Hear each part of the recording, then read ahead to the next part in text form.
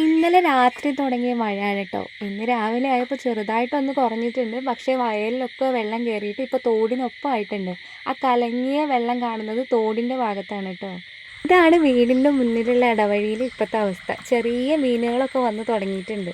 ഒരു യാത്ര കഴിഞ്ഞ് വന്നോണ്ട് തന്നെ എൻ്റെ റൂമിൻ്റെ അവസ്ഥ ഇങ്ങനെയാണ് കേട്ടോ. നല്ല വൃത്തികേടായിട്ടാണ് ഇരിക്കുന്നുണ്ടായിരുന്നത്. അപ്പോൾ ബ്രേക്ക്ഫാസ്റ്റ് ഒക്കെ കഴിച്ചതിന് ശേഷം റൂം ഒന്ന് വൃത്തിയാക്കിയിട്ട് ഇതുപോലെ ആക്കി എടുത്തിട്ടുണ്ട്. അത് കഴിഞ്ഞ് നേരെ പോയത് തറവാട്ടിലോട്ടാണ് കേട്ടോ. എൻ്റെ വീടിനടുത്ത് തന്നെയാണ് തറവാട്. അവിടെ പാട്ടൊക്കെ കേട്ട് ഈ ഊഞ്ഞാലാടി ഇരിക്കലാണ് കേട്ടോ എൻ്റെ മെയിൻ ഹോബി.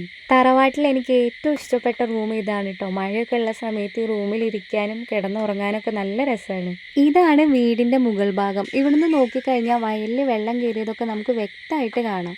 ഇന്ന് ഉച്ചയ്ക്ക് ചോറിനുണ്ടായിരുന്നത് കായും പയറും ഉപ്പേരിയും നാരങ്ങ അച്ചാറും പിന്നെ സംഭാരമായിരുന്നു. ചോറുണ്ട് കഴിഞ്ഞപ്പോഴേക്കും ഫ്ലിപ്കാർട്ടിൽ നിന്ന് ഡെലിവറി എത്തിയിട്ടുണ്ടായിരുന്നു കേട്ടോ.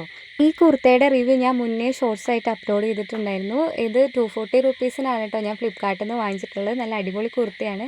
എൻ്റെ അനിയനാണ് കേട്ടോ എന്നെ വീഡിയോ എടുക്കാനൊക്കെ ഹെൽപ്പ് ചെയ്യാറ്.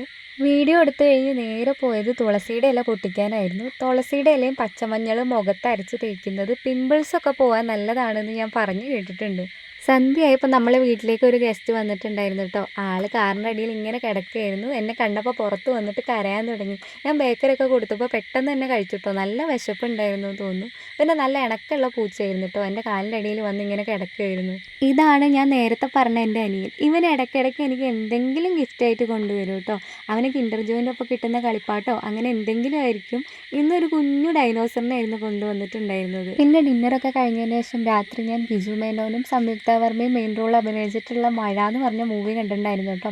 നല്ല ബ്യൂട്ടിഫുൾ ആയിട്ടുള്ള മൂവിയാണ്. അതൊക്കെ കഴിഞ്ഞിട്ട് 12:30 കഴിഞ്ഞിട്ടുണ്ടായിരുന്നു കേട്ടോ ഉറങ്ങാൻ വേണ്ടിയിട്ട്.